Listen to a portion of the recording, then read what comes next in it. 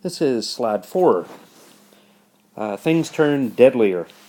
But we start with a simple enough amendment to the Constitution, the 24th Amendment.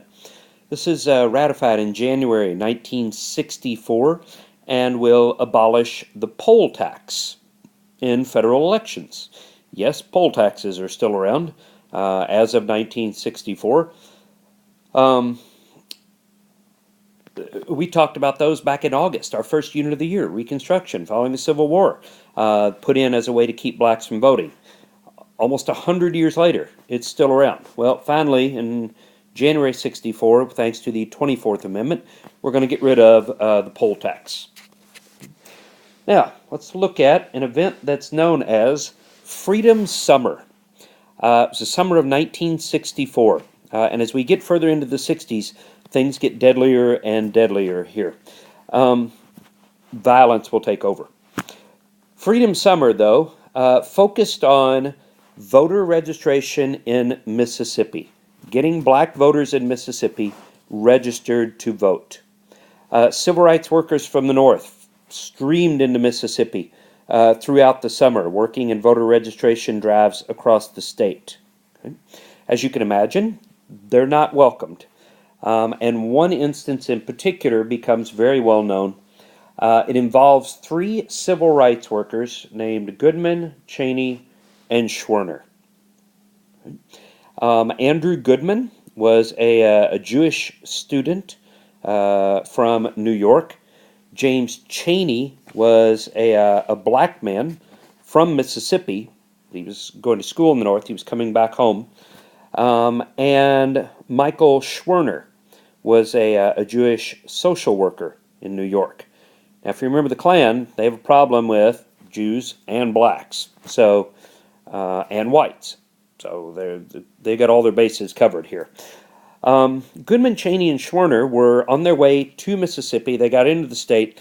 They were pulled over by a cop on a trumped-up traffic charge and were handed over by the local sheriff to the KKK. They were never seen alive again. The 3 of them were beaten to death and buried in an earthen dam, like a dam made out of dirt, buried in a dam, missing for almost 3 weeks. Heavy rains came into the area, and the dam started to wash away, and the bodies were exposed. That's the only way they were ever found. The FBI arrested 21 white Mississippians. 21 white Mississippi men were arrested in connection with the death of Goodman, Cheney, and Schwerner.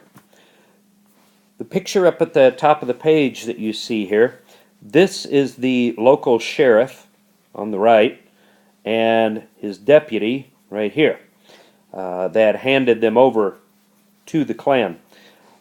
This picture is taken at their trial for murder. You can see the sheriff here with his boots on and his red man tobacco and a jaw full of chaw there. They don't look real worried, I don't think. To be on trial for murder, they don't look real worried. And that's because they didn't have a reason to be worried. All 21 of the white Mississippi men that were arrested in connection with the murder of Goodman, Cheney, and Schwerner, here you see their FBI wanted missing poster there, all 21 of them were found not guilty by white Mississippi juries. That was justice, if you want to call it that, in the South. There was absolutely no way a white man was going to be found guilty by a white jury of any crime against a black man.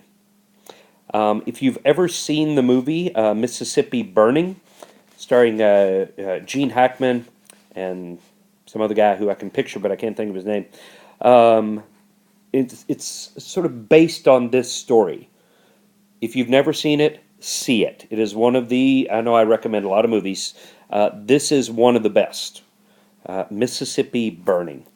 It'll piss you off. It will make you very angry at what goes on here and the lack of justice.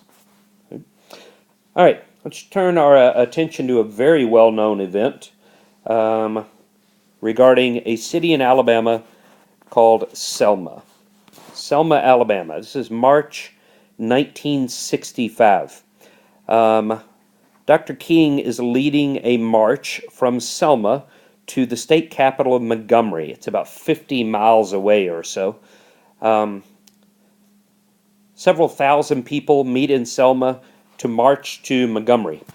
Well, along the way, they get to, and this is a picture from a couple days later, but they get to this bridge right here called the Edmund Pettus Bridge.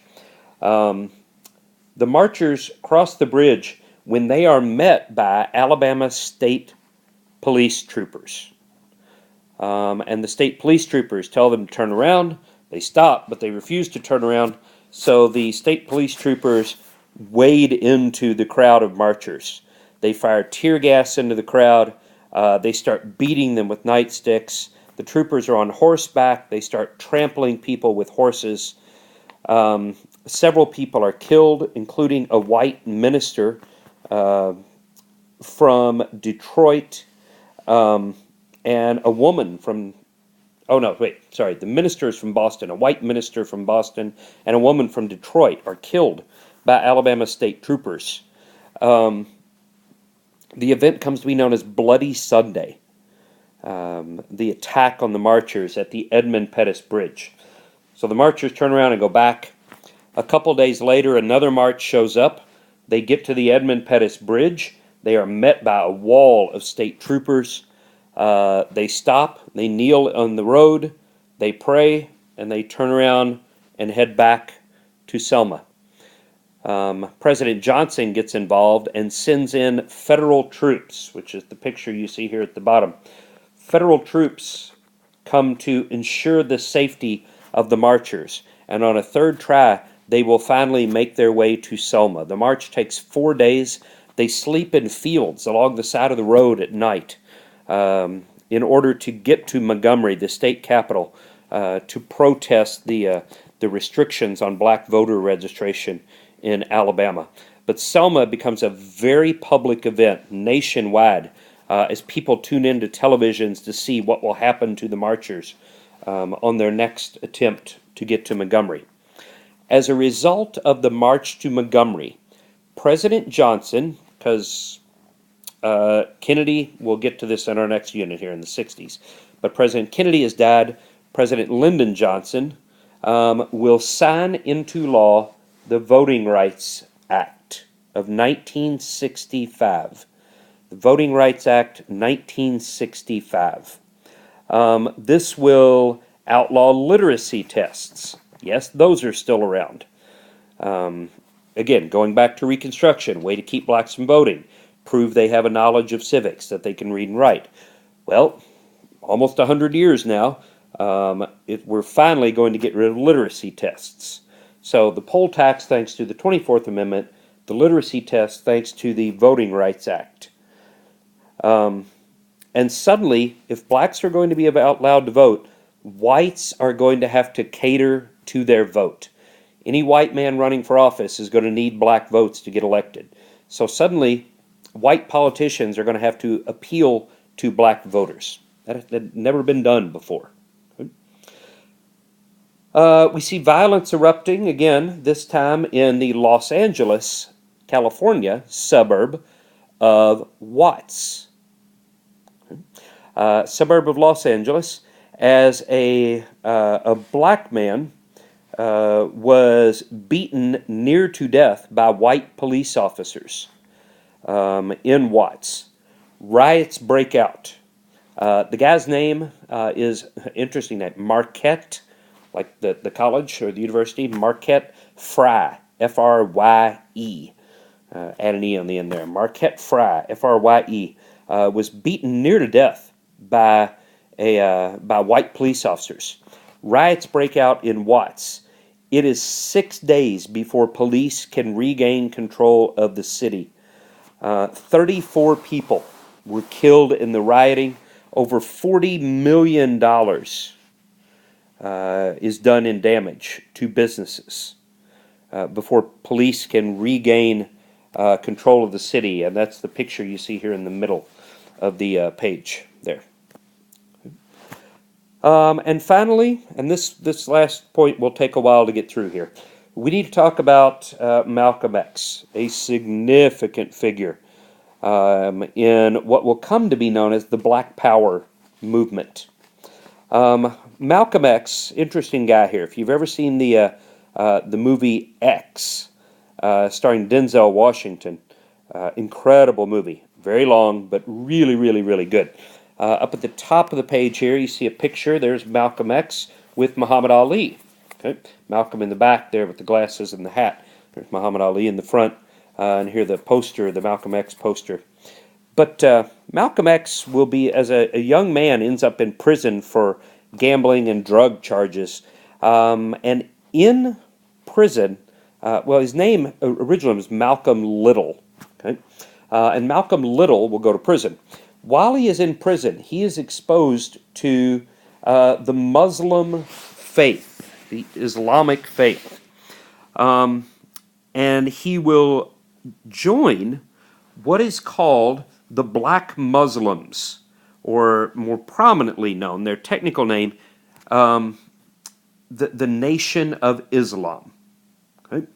The Black Muslims in the Nation of Islam here in America will preach a message of total separation from the whites.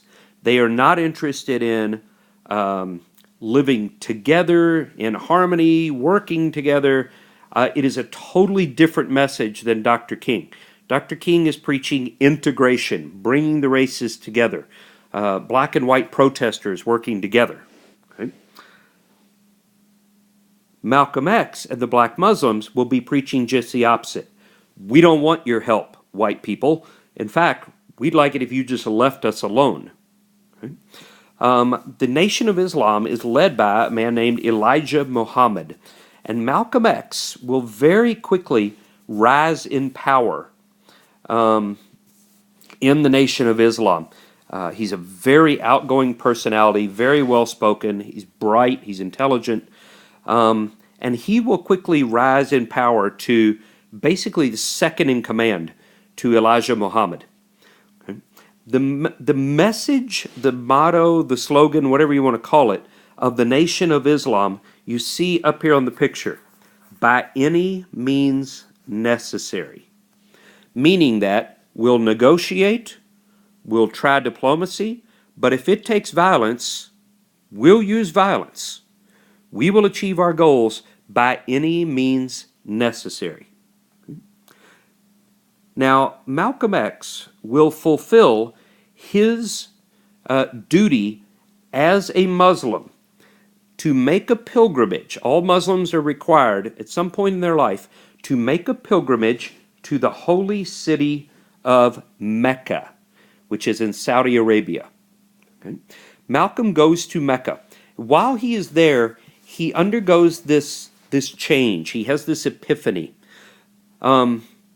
While he is at Mecca, he sees not just black Muslims that he's used to in the United States, but he sees African Muslims and Indian Muslims and European Muslims. He sees white Muslims, Muslims of every race and creed imaginable he runs into there. And he comes to believe that maybe separation of the races is not the answer. Maybe that we should be working alongside of whites to help blacks. So he comes back to America preaching a very different message than the one from when he left. Well, this does not set well with the black Muslims because he's extremely powerful within the black Muslims, and a lot of people start to listen to his message rather than Elijah Muhammad's. And in February 1965, Malcolm X is given a speech when he is shot and killed by rival members of the Nation of Islam. Members of his own faith shoot and kill Malcolm X because he had changed his message to one of inclusion.